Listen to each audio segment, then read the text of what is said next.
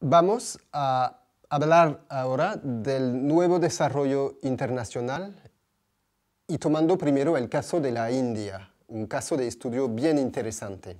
Hay un debate sobre los éxitos de la industria informática india y si es de los factores locales más que de la diáspora o al revés. Bueno, el sector informático, de todos modos, en todas las iniciativas de reconexión de los expatriados altamente calificados, fue movilizado en primer lugar.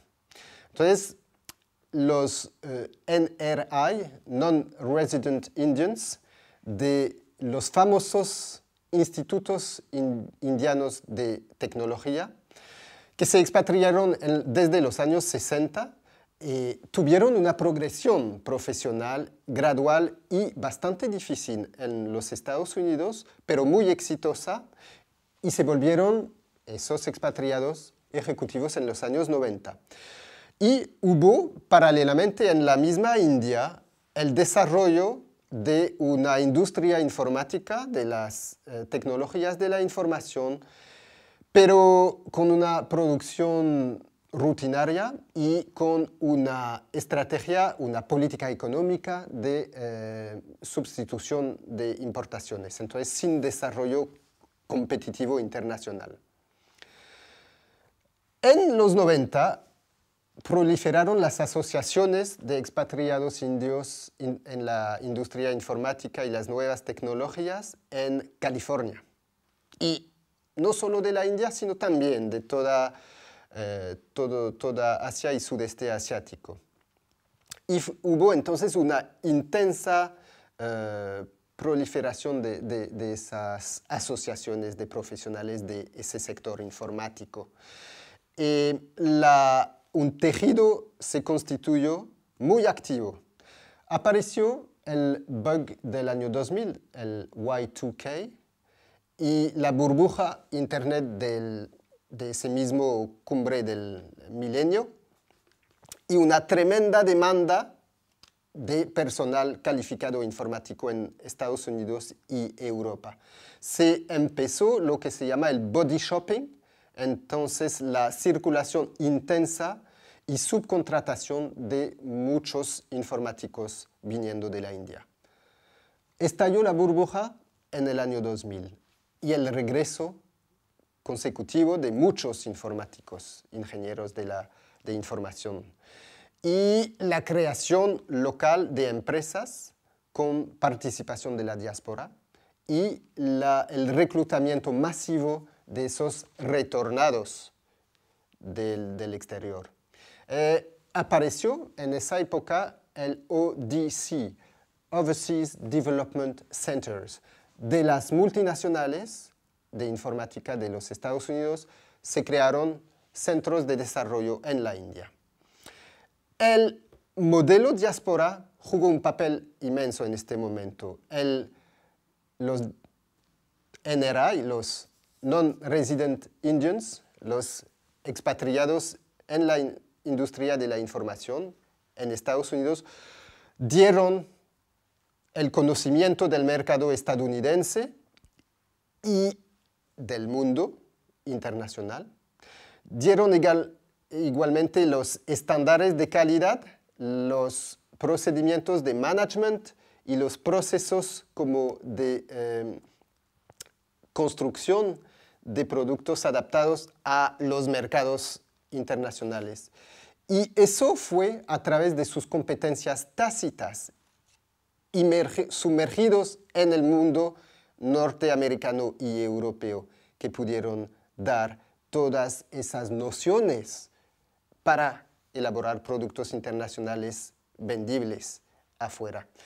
Hubo entonces una transferencia de la diáspora que fue más de ese orden socio-mercadeal y tecnológico que puramente técnico y computacional.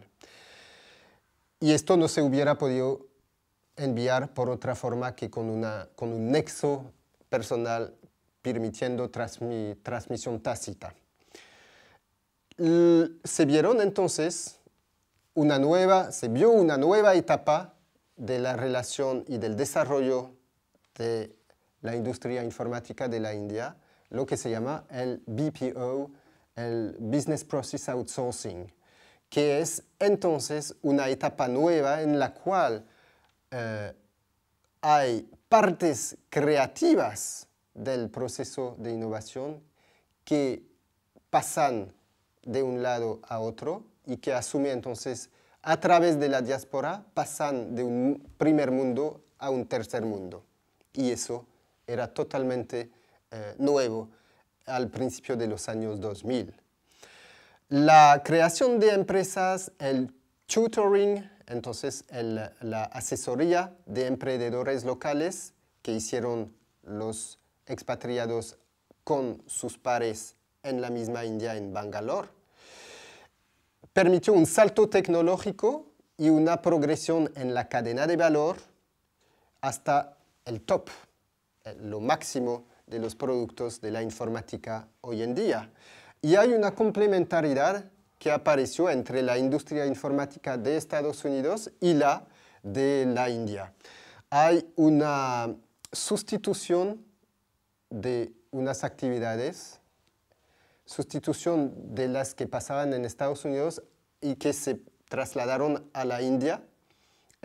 Entonces hubo en Estados Unidos una creación destructiva tipo schumpeteriana, pero se vio muy bien que se reposicionaba el sector informático en Estados Unidos sobre otros nichos que compensaban completamente la destrucción generada por la transmisión a la India de unas actividades.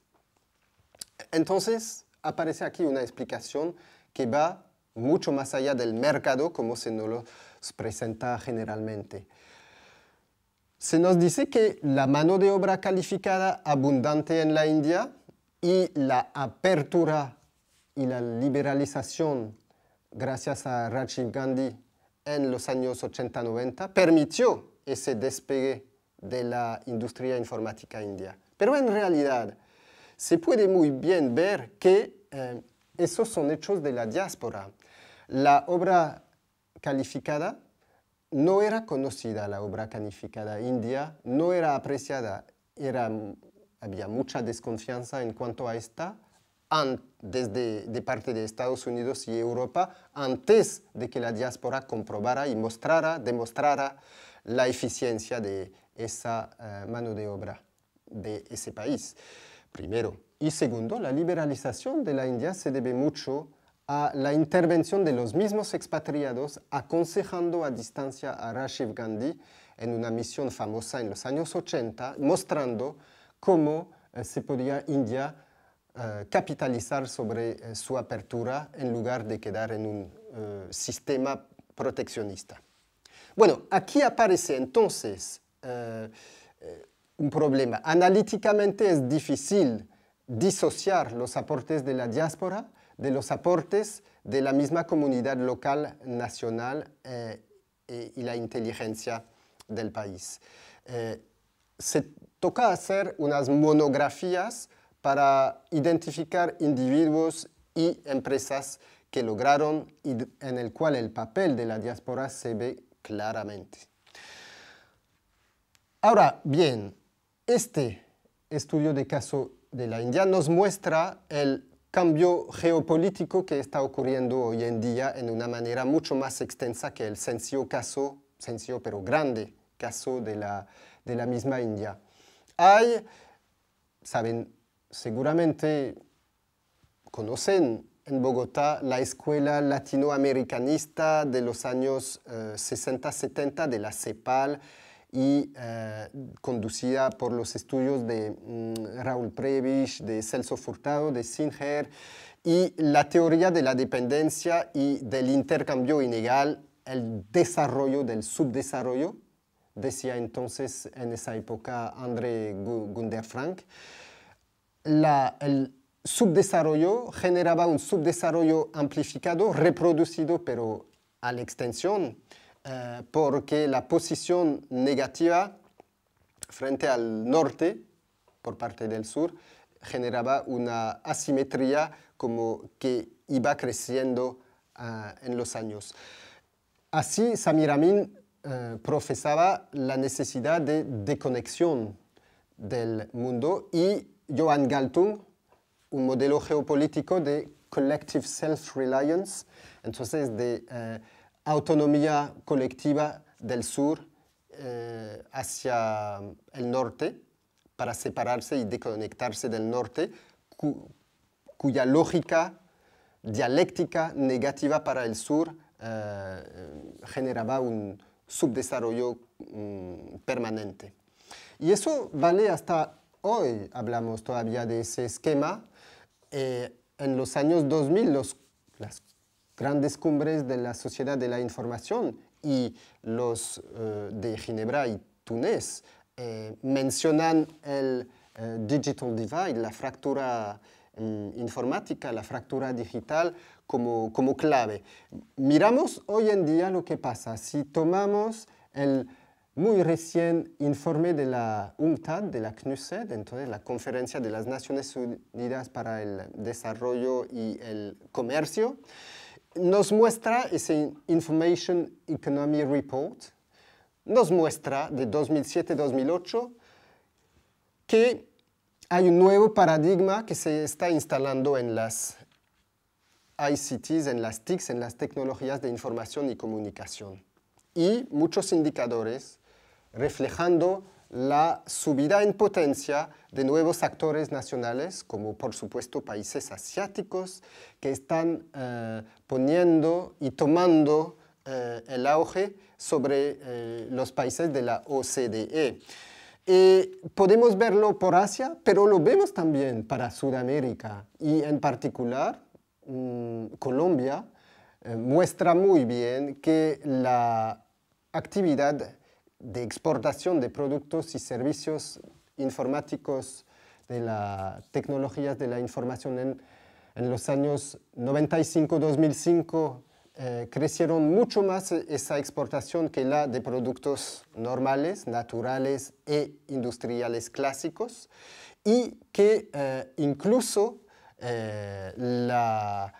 esa tasa de crecimiento en Colombia es superior a lo que es en el promedio de los países en desarrollo.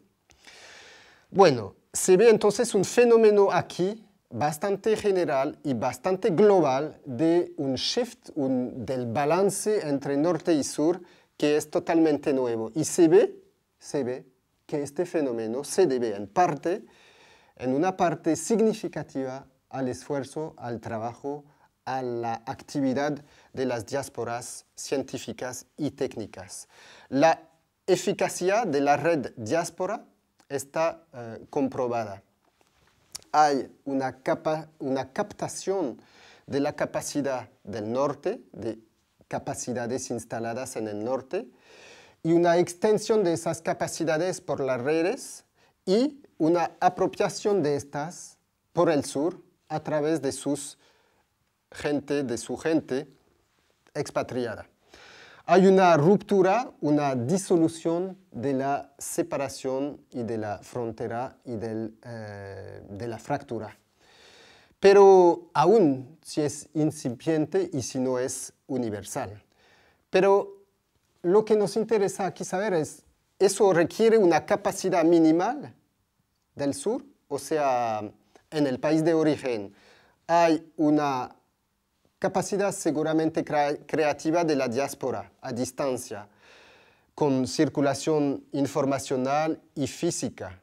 Pero, ¿será que hay necesidad de algunas fuerzas locales para capitalizar ese input de la diáspora? ¿O cómo fertilizar la diáspora? ¿Cómo puede esta diáspora fertilizar el terreno local?